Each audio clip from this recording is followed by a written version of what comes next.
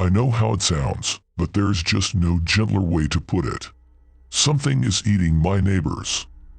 I first noticed it last Tuesday morning when I looked out the window and saw that Lewis, the old man in the apartment across the street, wasn't out on his balcony by 7 o'clock a.m.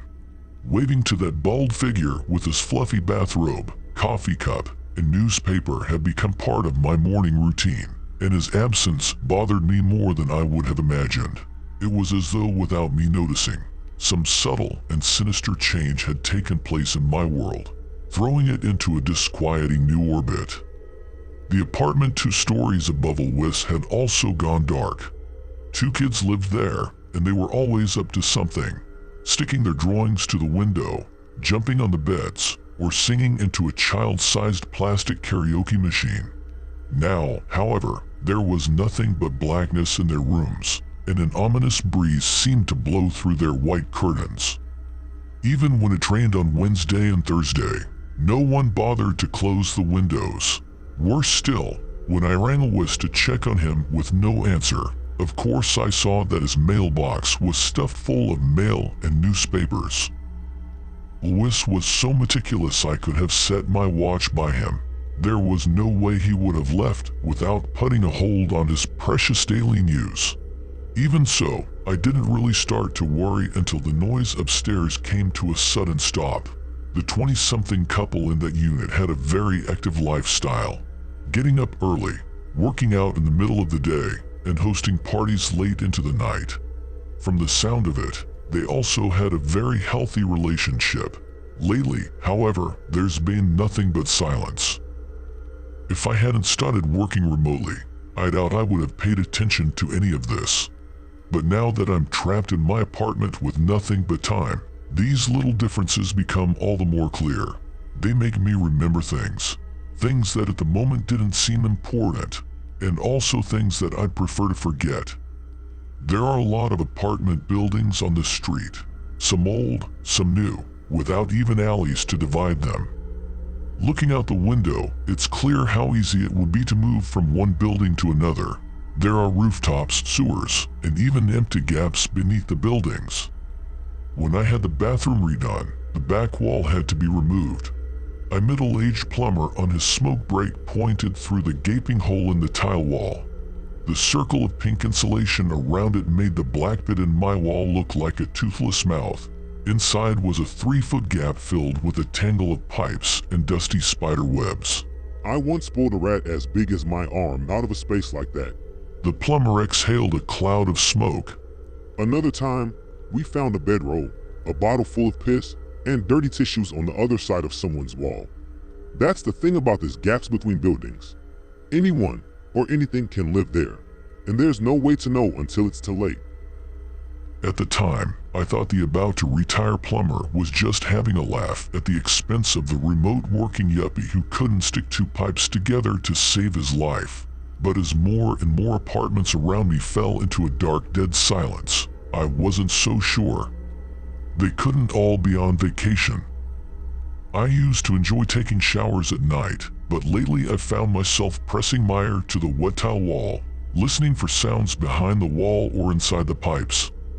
And when I dream, my dreams are falling through that tight, lightless space between the walls. Millions of people live in the city, all strangers to one another. And if one person, or even an entire family, went missing, how long would it take anyone to notice? If several went missing all at once, how long would it take the underfunded, overworked authorities to recognize a pattern? Weeks? Months? Even longer? 3 nights ago, I woke to a sudden crash from below. My eyes snapped open. I lay in the darkness, heart thundering and paralyzed with fright, as something heavy was dragged across the floor of the apartment beneath mine. I finally mustered the courage to get out of bed and investigate, but by then, it was too late.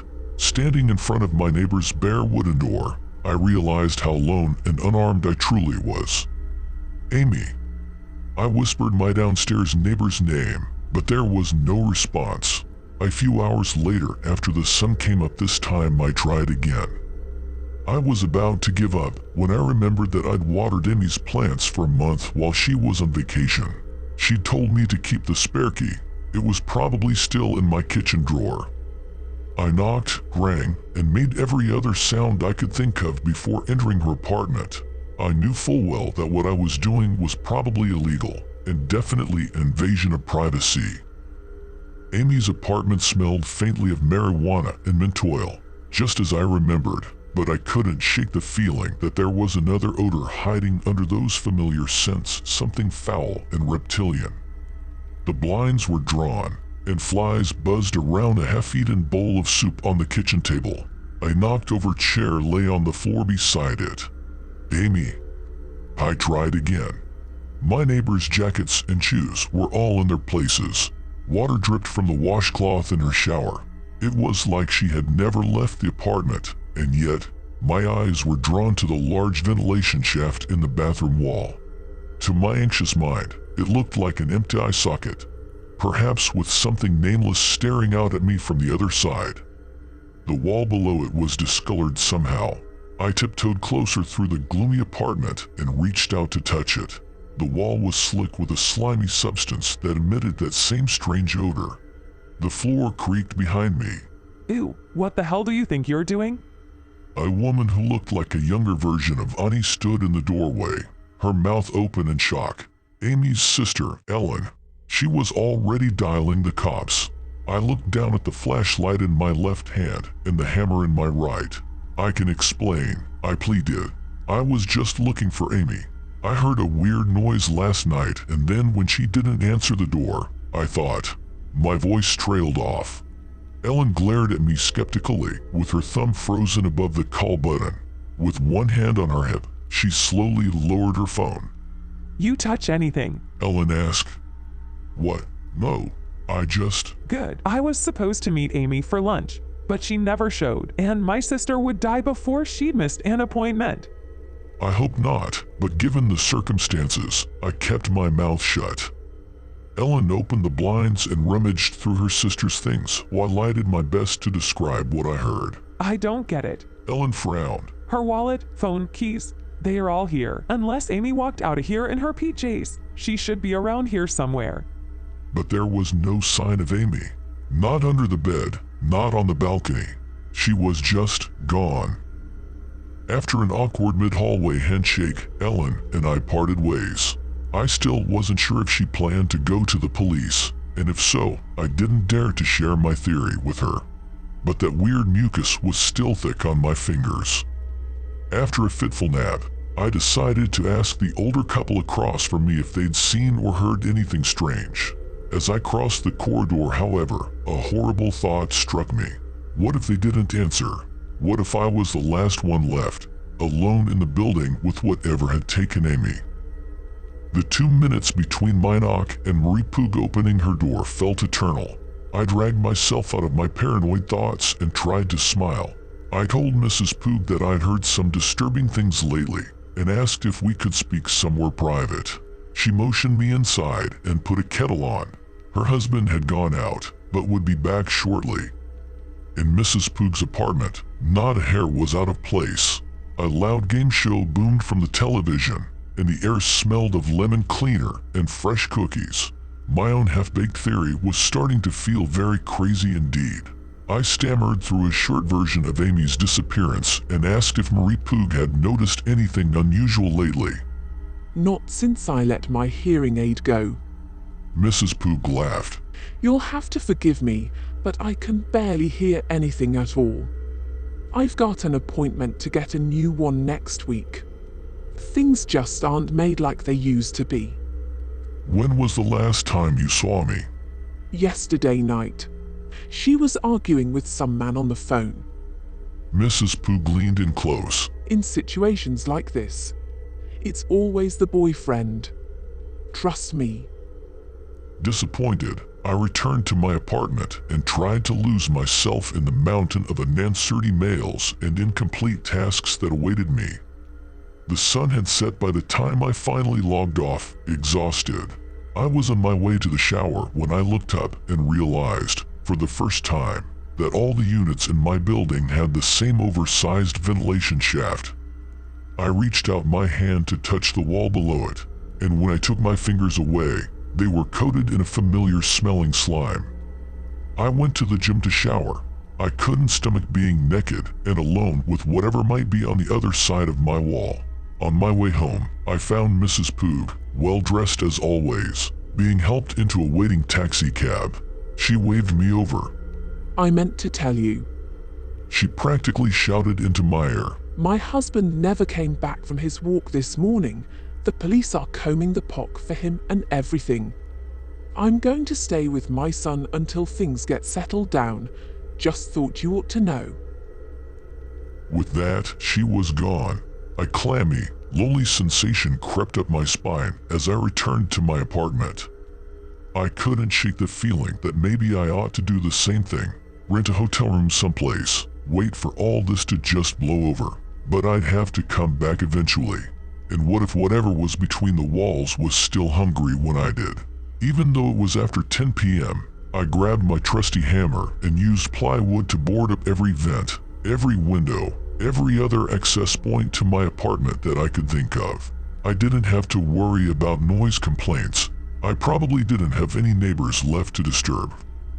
And counted hours later, I woke up in the pitch blackness of my sealed-up apartment.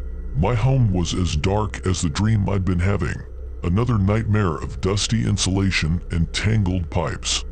A pounding sound was coming from somewhere inside my apartment. 3 methodical taps, one after the other. It was no random noise. Something was trying to get in. I grabbed my flashlight, but its batteries must have died after my excursion into Amy's unit. Lost in my own apartment and unable to find a light switch, I bounced off of furniture that seemed to have moved during the night, until I finally glimpsed a glow up ahead. The hallway. That's where the pounding was coming from. Daylight blinded me as I flung open my front door. A slender Asian man in a black suit and tie stood before me. Lucas Williams, He asked. I nodded, shielding my eyes from the painful brightness. I'm Agent Wei. I'm investigating some dangerous, unusual occurrences in your neighborhood, and I believe that you might be able to help me. Can I step inside? I let out a deep sigh of relief. The cavalry was here. The authorities had finally figured out what was going on, and they were going to take care of it. In retrospect, I probably should have looked more closely at Agent Wei's badge. I should have asked him for a warrant or spoken to him outside. But at the time, I was so thrilled to find out that I wasn't crazy that I welcomed the young man with open arms. I flicked on the lights, embarrassed by the boarded-up, chaotic mess of my apartment. Agent Wei, however, seemed to take it in stride. As I'm sure you've noticed, Lucas, there have been a number of disappearances in this area. I nodded vigorously.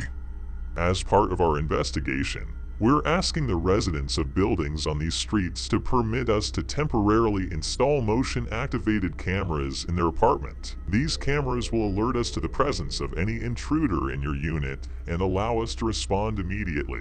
I frowned. This was unexpected.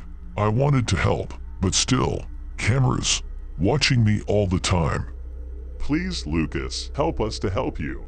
Of course, in the end I agreed. With his slick black suit and sidearm, Agent Wei seemed trustworthy, and besides, what choice did I have if I wanted my life to go back to normal?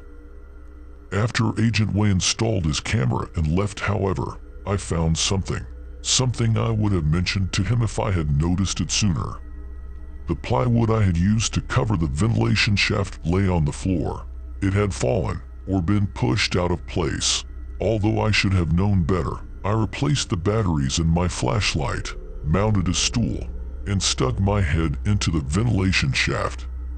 The dark, narrow space was about the size of my head, and it was difficult to look around. At first, I saw nothing but dust, but then I caught sight of the man-sized trail of slime that slithered off into the darkness. Shuddering, I replaced the plywood and doubled the amount of nails that I hammered into it.